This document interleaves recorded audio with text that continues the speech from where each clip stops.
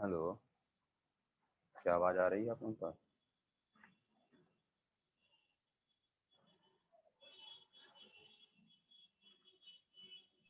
Yes sir.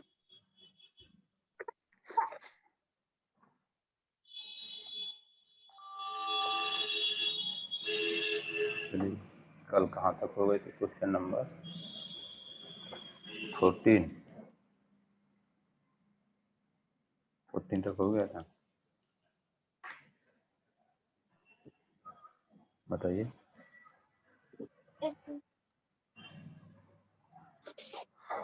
और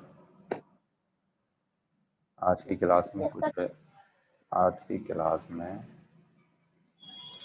आपके समझ में नहीं आई थी। अच्छा, हम ये कह रहे हैं आज की क्लास में कुछ लोग सीनियर भी हैं आपके स्कूल के, तो उन्हें चाहिए कि जो बताया जाए वो सुने ध्यान से, और ज़्यादा मतलब आगे पीछे दौड़ने की ज़रूरत नहीं है, क्योंकि ये क्लास सेशन 2022 के लिए तैयारी कर रहे हैं बोर्ड की, उनके लिए है। तो जो 2021 में परीक्षा देना चाह रहे हैं या देंगे, वो केवल सुनेंगे, और छोटा मोटा बड़ा डाउट होगा जो बताया जाएगा उसमें डाउट होगा तो पूछेंगे, बाकी एक्स्ट्रा बातें बात की क्लास में कभी बताया जाएगी। ठीक है।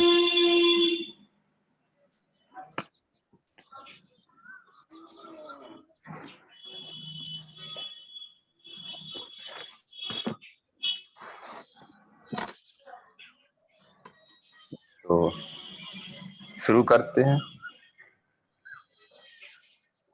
सबसे पहले एक नज़र ये देख लिया जाए कि आखिरकार है क्या क्या सिलेबस में।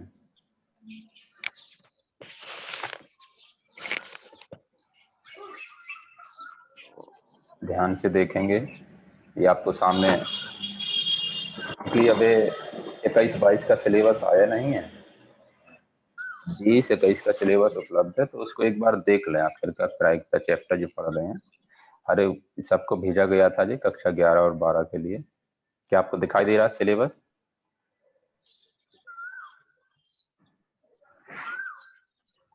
हम कह रहे कोयल की आवाज कहाँ से आ रही है? इसको बंद करो। जहां से भी आ रही है, जिसका माइक खुला हो, जिसके यहाँ जी बंद कर लिया करें। और ये ओरिजिनल कॉपी है सिलेबस की, कक्षा 12 की ये है। क्या क्या सिलेबस में है, बस उतना पढ़ना है, उसके अलावा और कुछ भी नहीं पढ़ना है। ये सब वो चीजें हैं, देखो ध्यान से पढ़ो क्या लिखा है। कारण शैक्षिक सत्र 20-21 में विद्यालयों में समय से पठन कार्य न हो पाने की स्थिति में विचार उपरांत बहुत विद्वानों ने विचार विमर्श किया, उसके बाद पता किया कितने परसेंट सिलेबस कम किया जाए। अब उसमें क्या कम किया गया? संबंध पहले चैप्टर में ये बिल्कुल नहीं पढ़ना है। बहुत सारे जो सीनियर लोग हैं आपके, उन्हें पता ही नहीं चलता है कि कौन सा क्वेश्चन पूछना है, कौन सा नहीं पूछना है। तो थोड़ा ये भी चर्चा हो जाए ताकि पता चलता रहे कि आखिरकार क्या हमें पूछना चाहिए क्या नहीं पूछना चाहिए। फिर भी पूछते हैं तो मैं कई बार आप लोगों को ये बता देता हूँ कि ये सिलेबस में नहीं है, लेकिन फिर भी कुछ लोग कहते हैं नहीं बता दीजिए, नहीं बता दीजिए। इसका कोई मतलब नहीं है, क्योंकि हम आपको यहाँ पर स्कूल के सर से पढ़ा रहे हैं, तो आपको जो सिलेबस बोर्ड सिलेबस में है वो पढ़ना है। मैं यहाँ आपको आईआईटी तो पढ़ा नहीं रहा हूँ, है नहीं, कोई कंपटीशन एग्जाम तो पढ़ा नहीं रहा हूँ, लेकिन जो पढ़ा रहा हूँ वो बोर्ड की नज़र से है, तो केवल बोर्ड का ही पढ़ा जाएगा। और चैप्टर नंबर 2 में क्या क्या नहीं पढ़ना है, ध्यान से देखो। प्रतिबिंब त्रिकोण फलनों के आलेख वालेख नहीं पढ़ना है, लेकिन फिर भी हमने आप लोगों को क्लास में चर्चा की थी, जैसा कि बड़ी क्लास के जो पुराने बच्चे हैं वो जानते हैं, और छोटी क्लास के जो बच्चे हैं, मतलब कि नए जो बच्चे जो आए हैं कक्षा 11 से 12 में, वो लोग क्या करेंगे? केवल सुनेंगे, और उनके भी काम की ये बात है, उन्हें भी जानना चाहिए कि क्या हट गया था, क्या आने वाला है। ठीक है, तो अब ये इकाई 1 की बात है। इकाई 1 में ये 2 चीजें थी, ये 2 चीजें थी, इन 2 चीजों में ये हमें नहीं पढ़ना है, ये हमें नहीं पढ़ना है। अब इकाई 2 की बात कर लेते हैं। इकाई इकाई 2 में कुछ नहीं हटाया है उन्होंने, पूरा का पूरा पढ़ना है। इकाई 3 में क्या हटाया है, जिस इकाई 3 का नाम है कलन चैप्टर। कलन बहुत महत्वपूर्ण चैप्टर है, ये फिजिक्स, केमिस्ट्री, बायोलॉजी सब जगह यूज होता है, यदि ध्यान से पढ़ा जाए, समझा जाए। कुछ लोग कह रहे होंगे कि बायोलॉजी में कहाँ यूज होता है, तो बायोलॉजी में एक सब्जेक्ट होता है आगे जाके जेनेटिक इंजीनियरिंग। ठीक है ना, जेनेटिक इंजीनियरिंग जो व्यक्ति पढ़ता है वहां पर इस सबका उपयोग होता है। तो फलन इकाई 3 में, इकाई 3 जो कलन चैप्टर है उसके अंदर एक चैप्टर है पहला, फततता और अवकलनीयता। वैसे मैंने आपको फततता और अवकलनीयता पढ़ाई है, लेकिन रोल थ्योरम और लेग्रांज थ्योरम और मध्यमान थ्योरम ये सब आपको हटा दिया गया है, ये परीक्षा में नहीं आएगा, मतलब इससे संबंधित क्वेश्चन भी नहीं आएंगे। तो ये इससे संबंधित जितने भी आपके, क्योंकि समस्या ये है 20 से 21 वालों को जो 20 से 21 सेशन में पेपर देंगे कि उनके लिए कोई एक विशेष मॉडल पेपर नहीं है उपलब्ध, तो पुराने ही मॉडल पेपर उपलब्ध हैं, तो उस पुराने ही मॉडल पेपर से आपको प्रैक्टिस करनी है। पिछले 10 साल, 15 साल, 20 साल, 25 साल, 50 साल जो भी उपलब्ध हैं, केवल क्या नहीं करना है उस मॉडल पेपर में, जो इससे संबंधित क्वेश्चन है वो नहीं करने हैं, बाकी इससे संबंधित जो नहीं है सब करने हैं। ठीक है ना। इकाई इकाई 4 में क्या हटाया गया है, ध्यान से देख लें एक बार। इकाई 4 में आपका हटाया गया सदिश और त्रिविमीय ज्यामिति। त्रिविमीय ज्यामिति ये इकाई 4 है, इकाई 4 का ये नाम है, इकाई 4 का ये नाम है। इकाई 4 के अंदर चैप्टर नंबर 1 में, सदिश चैप्टर में, ये हटा दिया गया है, नहीं पढ़ना है, ये हटा दिया गया है, नहीं पढ़ना है। ठीक है, तो अदिश गुणन नहीं पढ़ना है। सदिशों का अदिश गुणन होता है त्रिगुणन, triple product of the vector ये होता है, dot product of the vector ये भी होता है नहीं। इसके अलावा देखो इकाई नंबर 4 में ही चैप्टर नंबर 2 है त्रिविमीय ज्यामिति का परिचय। इसमें क्या क्या हटा दिया गया है, देखो ध्यान दे। ये आपके जो चीजें हैं बहुत ही, अब जिसने भी ये लिखा है रेखा और एक तल के बीच, ये भी आपका हटाया गया है। अब मुझे ये नहीं समझ में आ रहा है कि यहाँ से ये कंप्लीटली हटा दिया गया है कि पार्शियली हटाया गया है, क्योंकि 2 रेखाएं और 2 तल लिखा है, 2 रेखाएं और 2 तल लिखा है, कुछ पता ही नहीं चल रहा है 2 रेखाओं में क्या हटाया, उनका समीकरण हटाया कि उनके बीच का कोण हटाया कि उनके रूप हटाए कि कहीं कार्टेशियन रूप में क्वेश्चन निकालना है, कहीं वेक्टर रूप में क्वेश्चन निकालना, क्या हटाया क्या नहीं हटाया कुछ पता नहीं चल रहा है। तो इसको थोड़ा इस चैप्टर को ध्यान से देख लेना, सब कुछ पढ़ लेना है, क्योंकि यहाँ पर असमंजस की स्थिति है, समझ नहीं आ रहा है कि क्या हटाया क्या नहीं हटाया, लेकिन ये स्पष्टता दिखाई दे रहा है आपको यहाँ से। ठीक ना। और इकाई नंबर 6 में जो हम पढ़ रहे हैं इस समय, जो हम पढ़ रहे हैं, इसमें आप देखेंगे, इसमें आप देखेंगे तो क्या क्या हटा दिया गया है कंप्लीटली। देखिए यादृच्छाचर का माध्य, प्रसरण, ये हटा दिया गया है, नहीं पढ़ना है, बिल्कुल नहीं पढ़ना है। जो 21 20-21 में जिनको पेपर देना है, अभी जो पेपर होगा जून जुलाई अगस्त जब भी होगा, उसमें ये सब नहीं पढ़ना है। वर्णौली परीक्षण और द्विपद बंटन नहीं पढ़ना है। तो ये अभी जो चर्चा हुई, अभी तक जो चर्चा हुई यहाँ से लेकर यहाँ तक, ये सब नहीं पढ़ना है, ये सब नहीं पढ़ना है। हाँ थोड़ा यहाँ जरूर ध्यान दे लीजिएगा इस जगह पर, इस जगह पर, इस जगह पर, कि इस वाले चैप्टर में जरूर थोड़ा सा ध्यान से पढ़ लीजिएगा, क्योंकि स्पष्टता नहीं लिखा। ये तो स्पष्ट हो रहा है कि 2 बीच का कोण, ये तो स्पष्ट हो रहा है, लेकिन यहाँ पर नहीं स्पष्ट हो रहा कि यहाँ क्या हटाया है, तो इनको थोड़ा देखना है, पढ़ना है। आपको पढ़ाया भी गया होगा क्लास में भी, जितने भी पढ़ाया, और नहीं पढ़ाया गया है तो भी आपको पढ़ना है, फिर भी ना समझ में आए तो पूछ लेना है। ठीक है। अब हम थोड़ा आगे चलते हैं। ये सारी चर्चा तो वो हुई जो हमें नहीं पढ़ना है, मतलब रीड नहीं करना है, स्टडी नहीं करना है नहीं। लेकिन अब हमें चर्चा करनी है कि जो 70% जो बचा है पेपर, उसमें क्या पूछा जाएगा, कितने नंबर का होगा, कितने घंटे का होगा। तो ध्यान से देखेंगे आप, ये 100 नंबर का पेपर होगा, no practical. Physics chemistry biology की तरह नहीं है कि 30 नंबर का स्कूल से मिल जाएंगे। 30 नंबर स्कूल से नहीं मिलेंगे, पूरा आपके हाथ में है और 3 घंटे का खेल है। तो पहले चैप्टर से कितने नंबर का आएगा, 10 नंबर का आएगा। दूसरे चैप्टर इकाई से कितना आएगा, 13 नंबर का आएगा। तीसरे इकाई से कितना आएगा, 44 नंबर का। चौथे इकाई से कितना आएगा, इस तरीके से। ये देखो 5वीं इकाई से कितना आएगा, 6 नंबर का पक्का आएगा, ठीक है ना। तो अब यहाँ पर आपको किस तरीके से पढ़ाई करनी चाहिए। और देखो प्रायिकता, देखो प्रायिकता की शक्ल देखो, इसके लिए 10 नंबर की आएगी पक्की 100%। तो कौन सा चैप्टर किस वेटेज में आ रहा है, मतलब कहने का है कि कितना मार्क आ रहा है, उसको उतना ज्यादा पढ़ना है। जैसे मेरी बात समझ में आ रही होगी, तो सबसे ज्यादा आपको इस पर ध्यान देना है, ये बहुत ऊंचा जा रहा है। और इसके बाद कौन है, उसके बाद ये है शायद 17 नंबर का। और उसके बाद आपको समझ आ रहा होगा कि ये है। और उसके बाद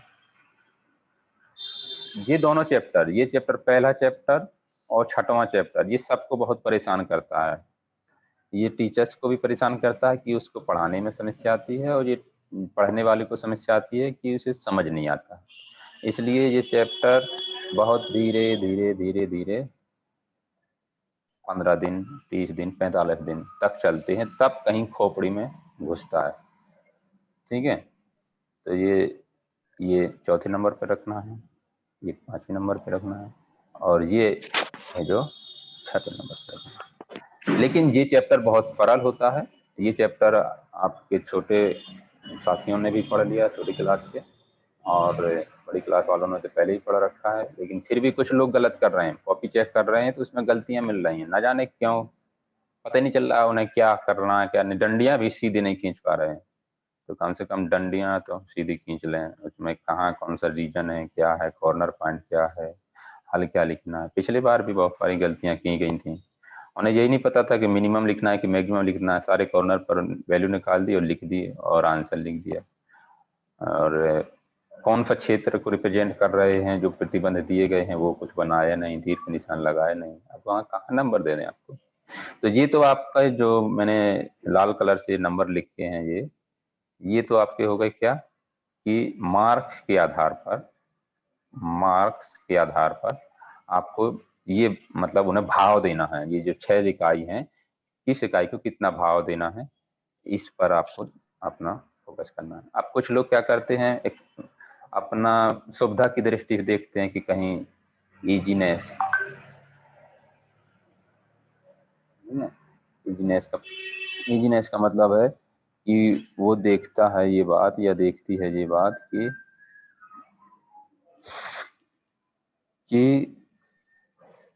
क्या सरल है और क्या कठिन है, ठीक है ना। तो आपको यदि कोई चीज सरल लग रही है तो उसको बिल्कुल अच्छे से पढ़ें, थोड़ा सा कम कठिन लग रही है लेकिन कठिन है तो उसको और ध्यान से पढ़ें, और जो ज्यादा कठिन है उस पर थोड़ा कम ध्यान दें। लेकिन जितना पढ़ें उतना परीक्षा में कर पाए तो कुछ मतलब है। अन्यथा पढ़ सब कुछ लिया, कर कुछ नहीं पाए, और अंत में पेपर देने गए, पेपर देने के बाद बाहर आए, पापा मम्मी और सगे लोगों ने पूछा कैसा रहा पेपर। पेपर तो सरल था, बस बना नहीं। लो, फुल बेइज्जती हो जाएगी यहाँ पर, ठीक है ना। तो ऐसा नहीं होना चाहिए कि दोनों बातों में कॉन्ट्रोडिक्शन हो, मतलब आप एक तरफ कह रहे हैं सरल था और एक तरफ कह रहे हैं बनाना है, तो ऐसा नहीं होना चाहिए। तो अब हम क्योंकि प्रायिकता पढ़ रहे हैं, तो प्रायिकता में आपको ये चीज देखनी है केवल कि कितनी चीजें हैं जो कि ये है। देखो, ये चीज हमने आपको बता रखी है, जो अभी क्लास चल रही है, 6वीं क्लास है, जिसकी छोटी क्लास के बच्चों को ये भी आपको बताया गया है। रह गया है आपका क्या, ये चीजें अभी रह गई हैं, ये चीजें अभी रह गई। कितना चीजें पढ़ना है। तो जो बड़ी क्लास के बच्चे हैं उनको शायद इसमें समस्या आ रही है, तो ये आपको बताया जाए। फिलहाल आज जो हम पढ़ रहे हैं वो एक्सरसाइज 24.1 और एग्जाम्पल है, और उसके पहले थ्योरी, और उसके पहले प्री रिक्विजिशन जो चीज़ें थी उसको पढ़ने के लिए शेयर चैप्टर है, और क्रमचय संचय है, और कक्षा 11 की, 10 की और 9 की जो प्रायिकता आपने पढ़ रखी है उसकी जरूरत थी, तो आपने पढ़ा होगा। ठीक है, अब यहाँ पर देखो क्या लिखा है, ये बात भी लिखी हुई है, एक बात आपको समझने की, एक ये बात भी लिखी हुई है, और ऊपर जहाँ पर डिलीट किया गया है सिलेबस उसको देखते हैं एक नज़र। ये जो पेपर सेट करने वाले हैं या जो ये देखो ये चीज हटाई गई है, क्या इसमें और उसमें कुछ अंतर है? ये अलग है वो अलग है शायद, यदृक्षाचर पर माध्य वितरण ये अलग चीज है, ये बर्नौली परीक्षण है, द्विपद बंटन है, और वहां पर क्या चीज है वहां पर देख लेते हैं एक नजर। कुछ लोग इतने बिजी हैं कि उन्हें ये चीजें बताई जा रही हैं तो ये अनइम्पोर्टेंट लग रही हैं, कम महत्वपूर्ण लग रही हैं, लेकिन ये उससे भी ज्यादा महत्वपूर्ण होता है कि क्या आपको सीखना है, सिलेबस क्या है उस पर फोकस करोगे तो कहीं ज्यादा अच्छा करोगे। तो यदृक्षाचर, प्रायिकता बंटन और इनकी प्रायिकता वितरण बहुत आसान चीज होती है। ठीक है, तो हमें ये सब चीजें आपको बतानी है, आपको पढ़नी है। ठीक है, तो चलो शुरू करते हैं जहां पर थे। तो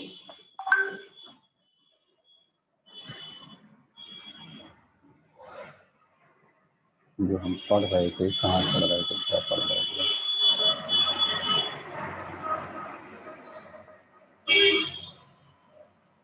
जी आपकी किताब है सामने, और इसमें हम जाते हैं एक्सरसाइज आगे, ये 24.1। क्या आपको सारे प्रश्न दिखाई दे रहे हैं साफ सुथरे ढंग से? और इसमें से 1 से सर लेकर 14 तक सारे क्वेश्चन हो गए थे, और कुछ लोग कह रहे थे कि 14 क्वेश्चन समझ में नहीं आया, तो दोबारा से बता देते हैं, कोई दिक्कत नहीं उसमें। जिसको आता हो वो अपना सुनते रहे, सुनना चाहे नहीं सुनना चाहे अपना जा सकता है, रिवाइज करना चाहे तो बना रह सकते हैं, कोई जबरदस्ती नहीं है किसी को। और वैसे भी सरकार की ओर से यही कहा गया है कि सब ऑनलाइन ऑफलाइन बंद रखना है ताकि कोरोना ना फैले। मुझे तो ये समझ में नहीं आ रहा कि ऑनलाइन से कैसे तो कोरोना फैलता है, जाने कौन ज्ञाता ने नियम बनाए हैं, ये ज्ञाताओं की कौन कमी है जब पूरे देश में हाहाकार मचा है, सरकारी मर्डर हो रहे हैं। चलिए कोई नहीं, सब अच्छा है। तो आपको क्वेश्चन नंबर 14 दिख रहा होगा, मैं जल्दी से आपको बता देता हूँ, ध्यान से समझ लीजिएगा इसको। 1 से पूर्णांक 1 से 9 तक में से 2 पूर्णांक यदृच्छा चुने जाते हैं। यदि इनका योग सम है तो प्रायिकता ज्ञात कीजिए कि दोनों पूर्णांक विषम है। तो पहले तो क्वेश्चन को पढ़ना सीखो, पढ़ने के बाद समझना सीखो, और उसके बाद ये सीखो पता करना कि क्या दिया है और फिर क्या पूछा है। तो इतना सब काम हो जाने के बाद फिर ये सोचना होता है रिवर्स थिंकिंग के माध्यम से या रिवर्स कैलकुलेशन के माध्यम से कि हमें दिया ये है, पूछा ये है, तो कैसे इन दोनों के बीच में लिंक बनाई जाए। उसमें रीजनिंग लगती है, आपका क्या पढ़ा है आपने वो लगता है, और खोपड़ी तो लगती ही लगती है, तो उसको ध्यान से सुना। 1 से 9 तक पहली बात तो चल रही है, 1 से 9 तक। 1 से 9 तक है तो इनको लिख लेते हैं यहाँ पर, 1 2 3 4 5 6 7 8 और 9। ठीक है, में से 2 पूर्णांक चुने जाते हैं, इनमें से कितने चुनने हैं? दो, केवल दो, इनमें से केवल दो पूर्णांक चुनने, केवल दो चुनने। यदि इनका योग सम है, दिया गया है कि योग सम है, दूसरा दिया गया है मतलब पता करना है, प्रायिकता ज्ञात करनी है किस चीज की, कि दोनों पूर्णांक विषम है, दोनों पूर्णांक विषम है, ये पता करना है। तो अब मुझे ये बताओ, या आपको कल भी बताया गया था कि योग सम है, लिखा है योग सम है, किसका योग सम है, इन दो पूर्णांकों का योग जो 1 से लेकर 9 तक में से चुने गए हैं, उन दो पूर्णांकों का योग सम है। तो उस घटना का नाम चलो ए रख देते हैं। क्या रख देते हैं? ए रख देते हैं। और दूसरी घटना है जिसका हमें प्रायिकता ज्ञात करनी है, उसका नाम बी रख देते हैं। प्रायिकता किसकी ज्ञात करनी है? दोनों पूर्णांक विषम है, यहाँ लिख लेते हैं, दोनों पूर्णांक विषम है, ठीक है। तो अब योग सम कब कब होता है, ये आपको पता होना चाहिए। योग सम कब होता है? योग सम तभी होगा जब या तो दोनों सम हो, ठीक ना, दोनों पूर्णांक कैसे हो, दोनों सम हो, दोनों पूर्णांक सम हो, या फिर दोनों पूर्णांक विषम हो, तभी दोनों का योग क्या होगा, सम हो।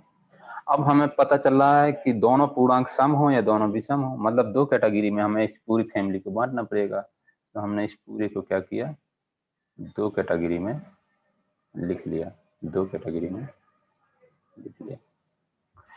और इस दोनों कैटेगरी में कैसी दो कैटेगरी, सम को अलग कर लिया और विषम को अलग कर लिया। तो सम कौन कौन है, 2, 4, 6 और 8,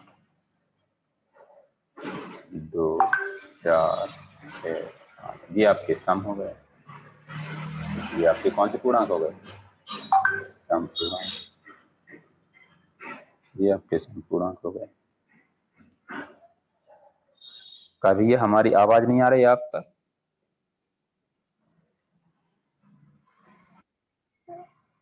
आवाज आप तक आप आ रही है, नहीं आ रही? Yes sir.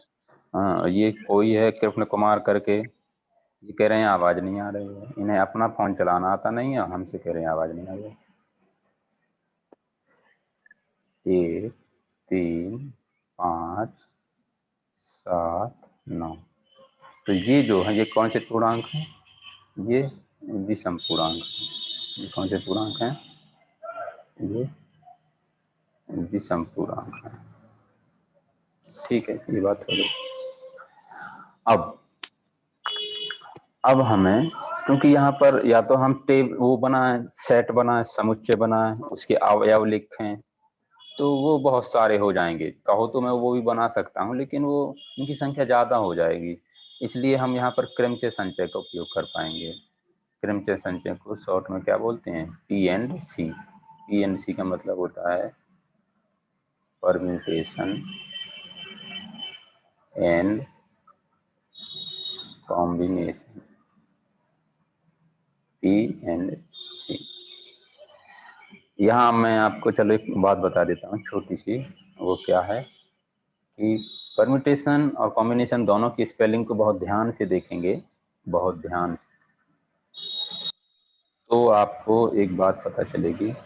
और वो बात क्या है कि ये ऐसी दो स्पेलिंग है या एक स्पेलिंग है जिसके अंदर अंग्रेजी में जितने भी स्वर होते हैं, अंग्रेजी में जितने भी स्वर होते हैं, वोवल, वो सभी के सभी उपस्थित होते हैं। देखो, A, P, I, O, U, A, E, I, O, U, A, E, I, O, U, सब के सब उपलब्ध हैं और एक एक बार ही उपलब्ध हैं, कोई रिपीट भी नहीं हो रहा। तो ये परम्यूटेशन, क्या जी आपने कभी गौर किया? नहीं किया, फिर हम फालतू फालतू फालतू गौर नहीं करते हैं। चलो ठीक है। तो ए के अंदर कितने लोग होंगे कितने नहीं होंगे वो लिखना है, तो हम यहाँ पर लिखते हैं एन ए। दोनों सम योग पूर्णांक हो, कह रहा है कि दोनों पूर्णांक सम हो तब भी योग सम होगा, दोनों पूर्णांक विषम हो तब भी योग सम होगा। तो या तो दोनों यहाँ से आएंगे या फिर दोनों यहाँ से आएंगे। तो यहाँ से यदि 2 आना है तो कितने तरीके से चुने जा सकते हैं? 4 में से 4C2 तरीके से चुने जा सकते हैं। यदि n डिफरेंट चीजें होती हैं, उनमें से r चीजें चुननी हैं तो कितने तरीके से चुनते हो? NCR कॉम्बिनेशन में पड़ा है। इसी तरीके से यहाँ पर 5 चीजें हैं टोटल, तो इन 5 में से 2 को चुनना है, तो 5C2। अब यहाँ पर देखो क्या लिखा है, यहाँ पर लिखा है या का मतलब क्या होता है? यूनियन का मतलब क्या होता है? पहला क्रमचय संचय में या का मतलब क्या होता है? पहला तो Na, या तो दोनों समपूर्णांक हैं, तो दोनों समपूर्णांक है, उससे कितने रास्ते हैं? 4C2 प्लस 4C2 प्लस दोनों पूर्णांक विषम है, वो कितने हैं तरीके? 5C2। अब यहाँ पर मैंने लिफ्ट नहीं बनाई, सीधी संख्या लिख दी। यहाँ पर मैंने क्या नहीं बनाई? लिफ्ट नहीं बनाई, सीधी संख्या लिख दी, क्योंकि लिस्ट बनाना यहाँ पर मूर्खता से भरा हुआ है। कितनी लिस्ट बना? मान लीजिए अभी 1 से 9 तक है, अभी यही 1 से लेकर 9 लाख तक होते, फिर क्या करते? 1 से लेकर 9 लाख तक होते तो फिर क्या करते? शिवम कुमार को आवाज नहीं आ रही। भाई लोगों, आप इन्हें बताएं कि आवाज कैसे सुनते हैं। ये अपने आप को म्यूट कर रखे होंगे और क्या होगा, जैसा भी किया हो, इन्हीं का प्रॉब्लम है। चलो अब ये देखो, बी का भी यदि टेबल बनाएंगे, मतलब वो बनाएंगे सेट समुच्चय के रूप में, तो कुछ अंदर आएंगे, जो भी लोग आएंगे, लेकिन वो बनाना की जरूरत नहीं है। लेकिन एन बी यदि देखा जाए, जरूरत पड़नी है नहीं पड़नी वो बात की बात है, लेकिन दोनों पूर्णांक विषम है, यदि ऐसा चुना जाएगा तो कितना आएगा? 5C2 आएगा कि नहीं आएगा? एन बी की बात करें तो 5C2। ठीक है, अब सवाल पढ़ो और पता करो, पता क्या करना है? सवाल पढ़ो और पता करो कि पता क्या करना है। तो आप ध्यान से देखें, प्रायिकता ज्ञात कीजिए कि दोनों पूर्णांक विषम है। मतलब आपको प्रायिकता पता करनी है। किसकी प्रायिकता पता करनी है? प्रायिकता पता करनी है। किसकी पता करनी है? जिसकी पता करनी होती है वो कहाँ लिखते हैं? ऊपर। तो किसकी पता करनी है? दोनों पूर्णांक विषम है। विषम है, दोनों पूर्णांक विषम है, उसका क्या नाम दिया गया है? बी। तो वो लिखा जाएगा ऊपर। ज्ञात क्या है? यदि इनका योग सम है। देखो, इन्होंने ये नहीं लिखा कि ज्ञात है, ये कह रहे हैं कि यदि इनका योग सम है। इसका मतलब क्या है? ये पता है। आप लोगों ने अंग्रेजी पढ़ी है, हिंदी पढ़ी है, तो उसमें सिंथेसिस पढ़ा होगा, सेंटेंस का सिंथेसिस। तो सिंथेसिस में यही तो बताया जाता है कि एक सेंटेंस वैसा ही रहे, बस उसका अर्थ बदल जाए, उसका रूप बदल जाए। अर्थ वही रहे, उसका रूप बदल जाए, शकल सूरत चेंज हो जाए, सेंस अर्थ वही रहे। इसी को तो सिंथेसिस कहते हैं। और ये अंग्रेजी में सबसे खतरनाक चैप्टर्स होता है, लोगों को समझ नहीं आता क्या हो रहा। ठीक है, तो इसको शुरू करते हैं। और तो यहाँ पर क्या लिखा जाएगा? ए, क्योंकि आपको ज्ञात क्या है? योग सम है। ज्ञात है कि योग सम है, तो वो नीचे लिखा जाएगा। पता करना है कि दोनों पूर्णांक भी सम है, वो ऊपर लिखा जाएगा। अब इसके आपने 2 फॉर्मूले पढ़े थे कल। क्या थे वो 2 फॉर्मूले?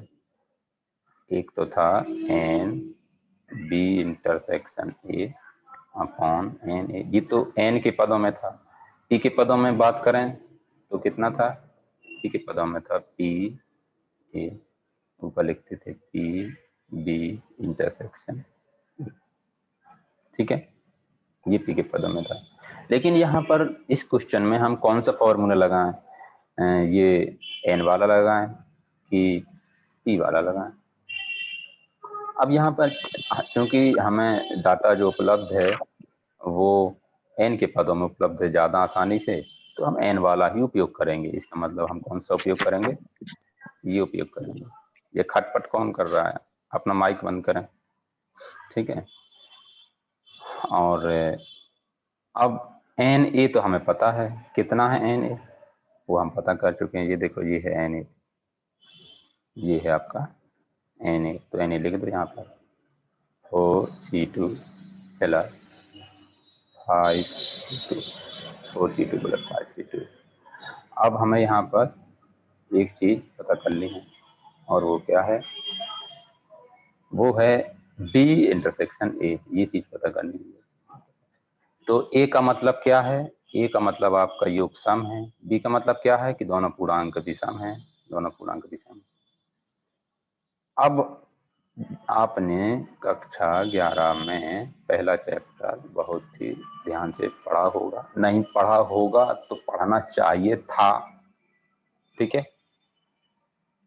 अब ऐसा नहीं कह सकते हो कि पढ़ाया नहीं गया है, फलाने व्यक्ति ने अच्छा नहीं पढ़ाया, ढिकाने ने नहीं पढ़ाया, तो ये नहीं कह सकते। अपनी गलती स्वीकारो, अपने पर लो, क्योंकि तुम्हें अपने को सुधारना है, दूसरे को नहीं। तो ए इंटरसेक्शन बी का मतलब होता है, बी इंटरसेक्शन ए की जरूरत है यहाँ पर, तो इसकी चर्चा करेंगे। बी इंटरसेक्शन ए मतलब बी और ए, बी और ए, यही तो मतलब होता है। प्रायिकता में भी बताया गया था कि क्या मतलब होता है, डिस्क्रिप्शन में इसका कक्षा 11 में बताया। बी और ए का मतलब है बी भी हो और ए भी हो, दोनों हो, मतलब दोनों के गुण हो। इसका मतलब क्या है, इसका मतलब है कि जो दो पूर्णांक चुने जाते हैं, जो दो पूर्णांक चुने जाते हैं यादृच्छिक रूप से, मतलब रैंडम, ये बहुत खतरनाक शब्द है, ये रैंडम बोलते हैं इसको, रैंडमली, ठीक है। तो जो दो चुने गए हैं, जो दो पूर्णांक 1 से 9 तक, वे कैसे हों, उनका योग सम भी हो, उनका योग कैसा हो, उनका योग सम भी हो, और कैसे हो, और पूर्णांक भी सम भी हो। तो ये दोनों चीजें देखो ध्यान से, इन दोनों में कुछ कॉमन दिखाई दे रहा है, इसको मैं लिख देता हूँ एक बार, ठीक है, इसको मैं लिख देता हूँ आपके लिए। तो लिखेंगे कि दोनों चुने गए पूर्णांक, दोनों चुने गए पूर्णांक कैसे हों, विषम हो तथा योग सम हो, ठीक है, ये बात होगी। अब आप ये खुद आइडिया लगाएं कि एन ए कितना है, ये देखो ये लिखा है, एन बी कितना है, ध्यान से देखो ये है। अब दोनों में देखो कुछ कॉमन दिखाई दे रहा है, ये दिख रहा है मेरे को कॉमन, ये क्या है, ये कह रहा है कि दोनों पूर्णांक विषम है। ये क्या है, ये भी कह रहा है कि दोनों पूर्णांक विषम है। ये दोनों पूर्णांक विषम है, ये इनहेरेंटली, आंतरिक रूप से ऐसा कह रहा है, लेकिन इनका योग तो सम है ना, हम तो इसके लिए लिखे थे ना, ये योग सम है, देखो ये लिखा है, इसके लिए लिखे थे ना, समझ रहे हैं कुछ। तो यहां से आप लिख सकते हैं एन बी इंटरसेक्शन ए, ऐसी बात जो दोनों में पाई जा रही है, वो कौन है, वो है कि दोनों पूर्णांक विषम है, योग सम है, वो कितने हैं, 5C2। कोई समस्या यहाँ तक, यही समस्या आई थी कुछ लोगों को कल, यदि किसी को है तो बता सकते हो, यदि किसी को कोई समस्या है तो बता सकते हो, ठीक है। सैमसंग गैलेक्सी, कौन है ये सैमसंग गैलेक्सी, सब लोग अपना वीडियो तो ऑन करो।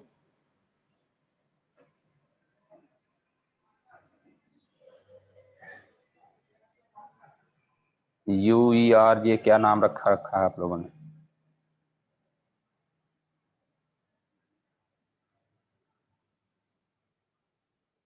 जहां तक हमने अभी तक ये क्वेश्चन बताया है, आपको कुछ समझ में आया है, कोई डाउट है। आदित्य पालीवाल, आप लोगों को क्या आवाज नहीं आ रही है? मैं कह रहा हूँ वीडियो ऑन करिए और आप लोग आराम से शांति से बैठे हुए हैं। No doubt sir. No doubt, Yogesh Vishwakarma को कोई डाउट नहीं है। अच्छी बात है। लगता है कि नींद में जगे हो, मुंह धोके नहीं बैठे हो का, शकल नहीं दिखा रहे हो अपनी।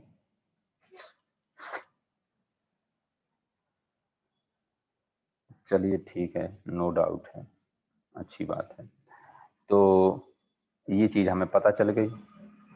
ये चीज कितनी है? ये चीज ये है, वो लिख देते हैं यहाँ पर 5C2 और इसको सॉल्व कर लेना है। इसको कैसे सॉल्व करते हैं कैसे नहीं करते हैं आपको भली भांति मालूम है। 5 into 4/2 into 1, 4 into 3/2 into 1 plus 5 into 4/2 into 1। Simplify जब करते हैं तो कितना आएगा बताओगे? 5/8। तो ये इसका आंसर था। मेरे कहने का ये मतलब है कि जो भी मैंने बताया है वो आपने सुना है। अब आप दोबारा से वीडियो जब देखेंगे तो इसको नोट करेंगे। एक क्वेश्चन किया है लेकिन एक आ जाए, दिमाग में घुस जाए, ये नहीं कि हमने 10 कर लिए दिमाग में एक भी नहीं घुसे, उसका कोई मतलब नहीं होता, उसका कोई मतलब नहीं होता। और यही हो रहा है तुम लोगों के साथ। और तुम लोगों की आदत भी यही है कि क्लास में गुरुजी आते हैं, कुछ लोग शिकायत कराते हैं, गुरुजी आते हैं एक सवाल करवा पाते हैं आधे घंटे में, एक सवाल करवाते हैं, फिर भी तुम्हें वही तो नहीं बनता एक सवाल, कम से कम वही सीख लो ढंग से। तो एक एक करके 365 हो जाएंगे, उसमें से 36 आ जाएंगे परीक्षा में। ठीक है, तो ये था आपका क्वेश्चन नंबर, कौन सा था जो भी था आपको समझ में आ गया होगा। तो चलो अब हम आपको आगे कुछ बताते हैं। वैसे समय तो खत्म होने को जा रहा है, 2 मिनट बचे हैं। तो ये 15वां क्वेश्चन भी पढ़ लो ध्यान से, क्या कह रहा है, कोशिश करते हैं कि ये हो जाए। क्या आपको दिखाई दे रहा 15वां क्वेश्चन?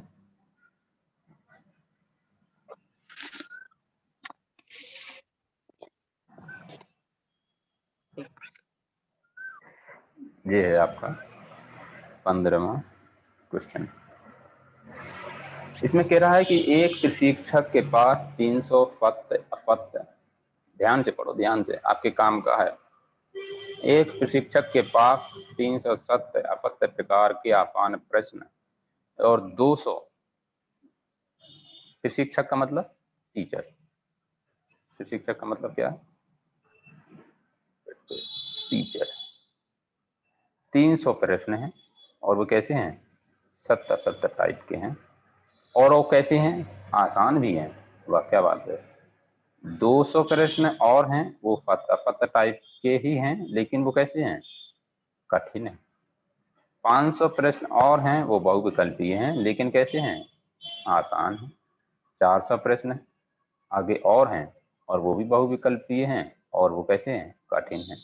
अब यहाँ तक पढ़ते पढ़ते कुछ लोगों को चक्कर आने लगे होंगे, मैं इनकी शक्ल देख लूं थोड़ा, क्योंकि ये क्वेश्चन आसान है, कठिन है, और ये बहुविकल्पी है, सत्य सत्य, दिमाग में पता नहीं चला क्या है, दिमाग में पता नहीं चला क्या है। तो एक बार पढ़ने से नहीं आएगा ये, कम से कम 5 बार पढ़ना पड़ेगा, बहुत ही आंख खोल खोल के, फाड़ फाड़ के आंखें